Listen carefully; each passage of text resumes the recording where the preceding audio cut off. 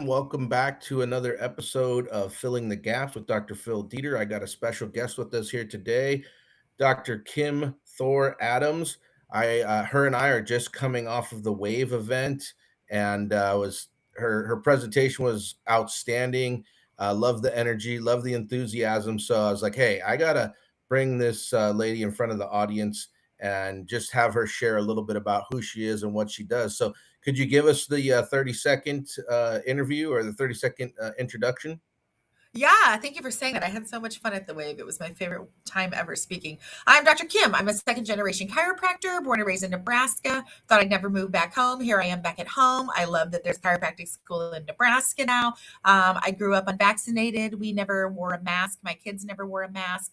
I'm a big fan of standing up for your rights. My favorite patient is 4 hours old. I like to get to the patient before they even know there's a problem. I often market bring your baby to the office on the way home from the hospital. It fills up my cup and makes me want to make the world a healthier place. That's awesome. So, when did your dad? Where did your dad graduate from? From Palmer in 85. Okay, my dad graduated from Palmer, and I think right around 74, 75. So that we have that in common. You're all. It's always interesting being the kid on the playground when your dad's a chiropractor, huh? It sure is. Things are a little bit different in a good way. Absolutely. It's one of the things that I feel like has really created that instinctual, just like desire to, elevate the chiropractic profession and bring chiropractic to anybody and everybody. So I know you, like you said, you work with a lot of kids and you've really developed that aspect of your practice. Um, that you already mentioned. One thing that I wanted to talk about is how do you make people more aware of the fact that you see kids? So I guess just asking them is probably one of the first steps, right? Yes, asking them. Yes. So tell me, let's just kind of start like if the new practitioners that I work with, the students. So you're on the faculty at Omaha, you said at Bellevue. Oh, I pop in as a guest speaker every quarter. I have some friends that are teachers. Oh, cool, cool. Because I want to get out there to that campus. I've been around I've been around Life College since I was a little kid. Got to hang out with Dr. Sid and Dr. Nell. So the fact that we have a campus now there is awesome. So Yeah, it's super great. I went to Palmer in Iowa because I'm in Nebraska. And I think having one in the state is a really big deal. yes, I totally agree with you there. So, but let's talk about kind of first steps, or what would you recommend if somebody wanted to start seeing more kids? Like, I really don't have much experience working with kids. Maybe I'm a little scared or I'm a little intimidated. What's the first thing that comes to your mind when if somebody were to ask you that? Yeah, I would say step one, get out of your own head. Okay. Yeah, It's a spine. So if you're adjusting people, you should be used to adjusting a spine. In the babies, it's still a spine, same yeah. segments. They might be in a little bit more pieces, especially in the pelvis. But if you are a specific and a thorough chiropractor, which you should be, you have to be a little more specific since their segments might still be in pieces, but it's still the same spine. If you're not already adjusting babies, sorry, not sorry, shame on you. You should be. When you get any patient in your office, whether they're a parent or a sibling or a cousin or an aunt, they know babies. Yeah. And I prefer someone to bring everybody in the household into the office to take care of the whole family. Sometimes I have 6, 7 people in a room and make it a party because if you're not instilling education with your communication into the patient as to why they should bring everyone in their house, that might be a good place to start.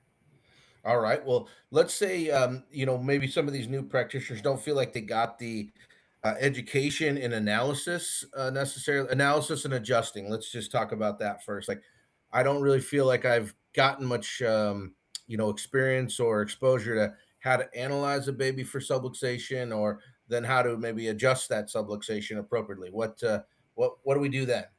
Sure. Yeah. Like 2 weeks into practice, it was a little more scary for me than it is today, 17 years later, of course. Sure. I feel like with time, my adjustment gets better, of course. And with time, my assessment also gets a little less complicated because a lot of it, honestly, for babies is a visual assessment. Can Sure. they turn Okay. their head?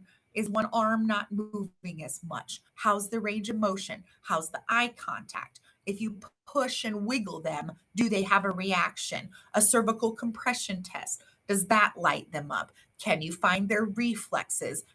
Those are all simple things. Then palpation and history are huge too. If there's any yellow flag, let alone orange or red flag in the history, explore it thoroughly. You have to have a green light, no yellow or orange or red flags to adjust them, and then don't hold back and adjust them. The way I adjust babies is a little different than some other chiropractors. I'm kind of a nerd about it. I'm a big Okay. Gonstetter in practice, so I really like those angles and those torques, and that line of drive, if you will. And I The extra interpret something. that. Say it again. The extra something. Hmm. The adjustment with the And if extra something, the counterclockwise torque. Yes. Honestly, and adults that come to me from other chiropractors, a lot of the time there's an SAL or an SAR sacrum that they're missing because the Z axis is the most specific and complicated. And if Mhm. that's not checked, they come to my office. But with a baby, if you're using those angles, a lot of times the rotation and the lateral bend will give you a window of opportunity to adjust them without much force. If you're specifically in the very right spot with the right angle, it's an easy adjustment because you don't want to induce a force like you would into an adult necessarily. So you're almost talking about like, because I'll have these moments when I'm sitting somebody in a chair, let's say to do a Gonstead seated cervical adjustment, where I just put them right in the right spot, and it almost Yeah. moves before I even thrust. Or you So get a it's facet kiss before the whole thing goes through. Yeah. so that's the concept that you're talking about right there. Yeah, and my brothers and I used to play ping pong when we were little, and sometimes when you hit the ball and you feel it come away from the paddle, you don't necessarily feel the like you would in an adult, but you feel, a stressful tension that's not there after the fact if you're Ah, I very like that. in tune with it. At least I do. I love that concept because I can relate to that even like in adjusting patients just in general. Have you had much experience with like doing the test where you basically hang the baby upside down to see what side the head falls to and that type of thing? Are you an advocate of that or I mean, I learned that in college, sure. yeah? I don't do that. I Okay, Having someone who knows nothing about chiropractic bring you a baby at 2 days old is a thing in itself. sure. And I feel like my assessment with time is good enough that I don't have to do that. Because I did see you were analyzing a baby on some of the videos that you had up on stage and that type of thing, and you were like you said you were pushing the baby, watching to see would it turn its head to the left, head to the left. Is that what we were talking about in terms of that analysis piece? Yeah, I can do that part visually sometimes without even touching the baby. So you walk in, and if a tiny baby's in the car seat like this, you ask the mother, does the head always look like that? Or can Right. they turn it? And sometimes it's just positioning. But if they say, oh no, their head's stuck that way, then obviously your analysis needs to go a little further. Or if the baby is just kind of floppy, then you almost wonder about something wrong. Or if they're too rigid and they're always arched backwards, how the mother holds them, if they don't prefer being held, if they won't ever stop crying in your office. Those are all visual cues you can have. Excellent. Excellent. So let's shift gears. I really appreciate that. I'm sure there's a lot more to learn, and I'm sure we can talk about how people can connect with you too, and that kind of thing. And I know you got a big event coming up in Florida soon, so I wanted to really make sure I let people know about that event as well. But let's talk about how you make people aware of the fact that you take care of kids or you want to take care of kids. I know you already mentioned that the first step sometimes is just saying to the parent, hey, if on your way home, bring the kid in, kind of thing. So, can you give us some tips and ideas and tricks that you've used? Maybe not tricks, but things that you've used over the years to create more awareness for taking care of kids. Yeah, I'm kind of loud on social media. So I assume in this day of age, especially if you're a new doc, you're probably better at it than I am because I'm Yeah, almost 44 now. But if you have social media, they say if you build it, they will come, but you have to tell them that you're there. And so I think it was 2011, sure. I literally put up an iPhone on my tissue box. I said, hey, everybody, it's Dr. Kim. A baby that hadn't pooped in 10 days pooped. It works. Bring me your baby. And it was simple enough. It's seriously simple enough, specific enough that Everybody you loves a good almost poop ask. story. I mean, when my kids don't poop for a couple days, they're crabby. I can't imagine these like 10-day stories of kids not pooping. Yeah, But anyway, like if you throw out to the universe, like, okay, when I'm 70, I'd like to own a yacht. Let's say yes, that. So I've got a few years for my, 26-year plan or whatever that is. So if I throw it out at the universe, I hope it just brings it back to me. On social There you media, go. if you throw out in the morning, I want to see constipated babies, and you're loud enough on social media that people see it, the phone will ring with that. But the best referral is a word of mouth referral. Always has been, always will be, when they walk in your office and already know you're great. So when you get, let's say you get that very first pediatric patient in your office, you better be asking things like sleep, mood, range of motion, poop, acid reflux, all of the things you can ask. And then you instill in them with the sleep and all the stuff that you can help with those things. So it plants a seed in their brain. Even when they're older, I'll say mood, energy level, sleep, bathroom habits. Like, I want to know how their whole body is working, which implies that I can help their whole body work better because I can. And so Hmm. the very first pediatric patient you get, they'll see results, and you tell the mother, yeah, I can't imagine babies that never go to a chiropractor. Feel free to tell all your friends. When they come back on the second visit and they're like, oh my God, my baby slept all night, and the mom now has makeup on because she's not exhausted anymore, you can say, feel free to leave a Google review, or can I take a picture with you? Or would you mind if I added you to my blog this week? Anything you can do to get louder. But if that Oh, I mom love then goes to any mom's group of any kind and says, my baby slept all night because I went to Dr. Kim, then somebody's going to hear, and then the same trickle effect is going to happen. And eventually you'll get a lot of babies. You just have to be brave and bold enough to ask for it and have the proof be in the pudding with your skills. Now, do you have anything like in your office? Like I know in my office, I have, right outside my room when I'm like moving someone to the front desk or something like that to get them checked out. I have a big sign that says, kids get ear infections. Have you ever had your child check for subluxation if they've had an ear infection? Like one of those kind of posters. I don't know exactly what it says, but something to that effect. Because I'm always waiting for them to be like, oh man, like stop and like glance at that. Because then I know that's my opportunity, like start building that conversation kind of thing. So do you have Yeah, anything that's a like good that in your idea to have office or stuff. brochures? I'm sorry. Yeah. That's a good thing to have stuff around the office. I made a babies in chiropractic pamphlet and a pregnancy in chiropractic pamphlet. And yeah, you can take them around town and show patients. But I think the best marketing for me is having babies in the office every day. People see in my office that there's kids in here. And the landlord made my office very beautiful and very elegant. It looks like an art gallery, but it's super kid friendly. They can kick balloons and run around, and there's a chalkboard painted on the wall. And just the fact that there's a chalkboard in my office in the lobby that people can see Yeah. kids have been here it's enough. Do you remember? Can you remember back to like your first weeks or months in the office? Did you say you went to work with your dad? Yeah, 6 years I was an associate before I started my own. Okay. Can you remember back to like those first weeks or months, like working in your dad's office? And was there anything that you like did initially to be like, hey, I'm the pediatric chiropractor here, or anything like that? I never really set out to be a pediatric chiropractor because Okay. I wanted a yacht. So I wanted to help everyone.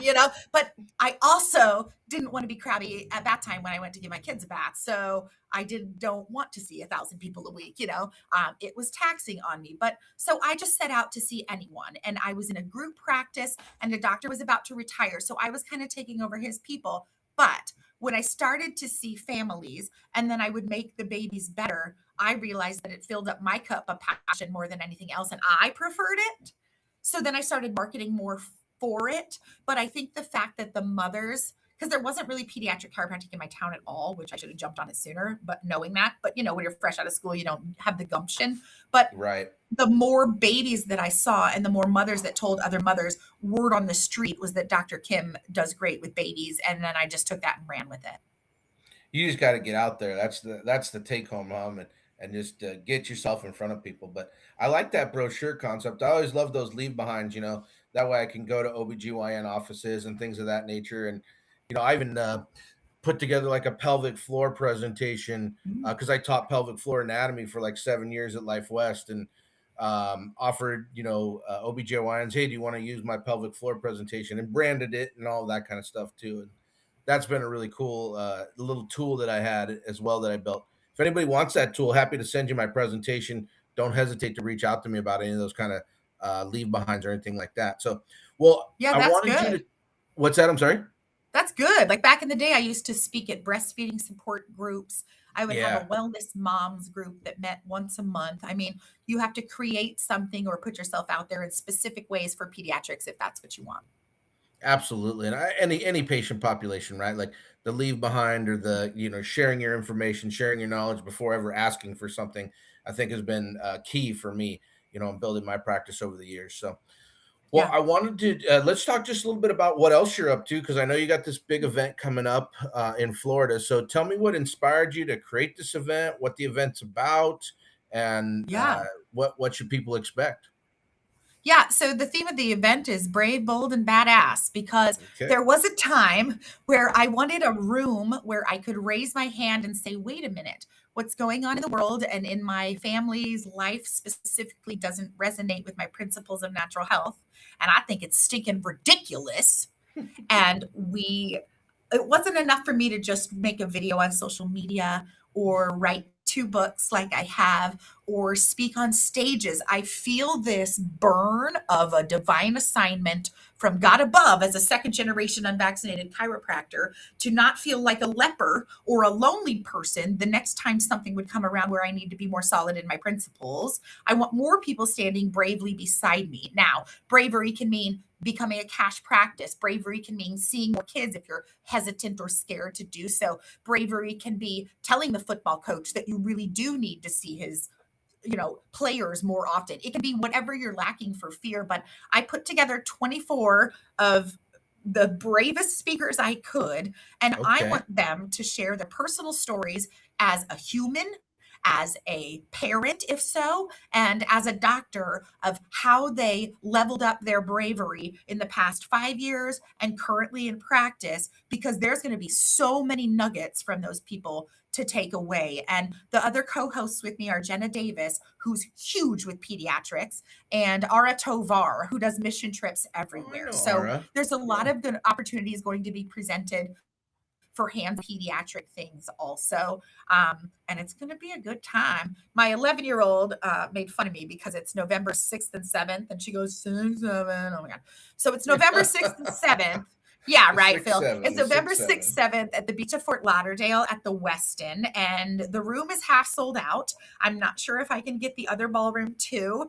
Billy DeMoss is like, how many are you expecting? And I'm like, well, I'm not sure we can cow jam it, buddy. But the Marriott down the street holds 600. So, in future years, that's my goal. But really, I made the event because I don't know what else to do with this burning desire of passion to make the world a braver place, specifically with chiropractors. So there it is. Oh, I love that.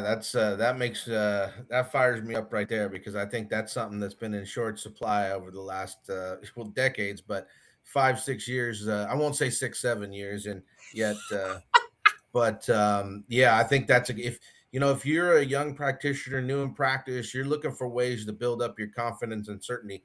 Get around that group right there. I can see now that makes way more sense about your mission, and that's awesome. I really appreciate hearing that. All right, so let's just kind of wrap up. I know that you do some consulting and that you stay. How do people stay connected with you if they want to hear from you? Get your Yeah. content, that kind of stuff. Yeah, on Instagram, I'm Dr. Kim Thor. There's also a The Brave Practice on Instagram. The website is thebravepractice.com for the event. If you do a /home, you'll get my coaching company.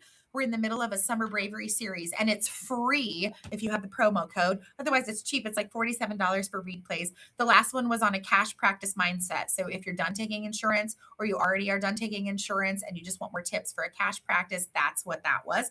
The next one is the 26th, I believe, called Effective Communication, how to talk to patients, specifically pediatrics, cash practice, all of that stuff. And the third one is diversifying your portfolio. So I went to a small town girl chiropractor to being an author and a speaker, and now I'm hosting my own event. I do blogs and a whole bunch of stuff. So if you'd like to diversify your portfolio that way, that's what the third one is about. It's all on the website.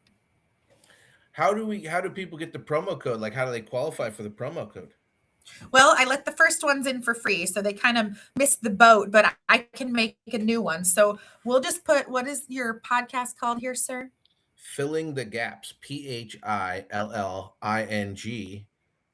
the gaps. I try to Okay. do a Well, little I will play make on. a I got this promo gap in code. my teeth that people always give me a hard time about, so I could show you the gap. But I thought that, I keep thinking to myself, there's this gap between when you graduate to when you get out into practice and start getting going, and that's the Yeah. where I'm really trying to help people is bridge that gap. So That's so good. Okay, I'm going to make a promo code today that's called Phil, PHIL, capital okay. letters. So you guys can all go sign up for my Summer Bravery series for free on my website there. And I'll send you a replay for the first one and you can catch the second and third. And it's just a little bit of tidbits to help you in practice and encourage you to come to the event.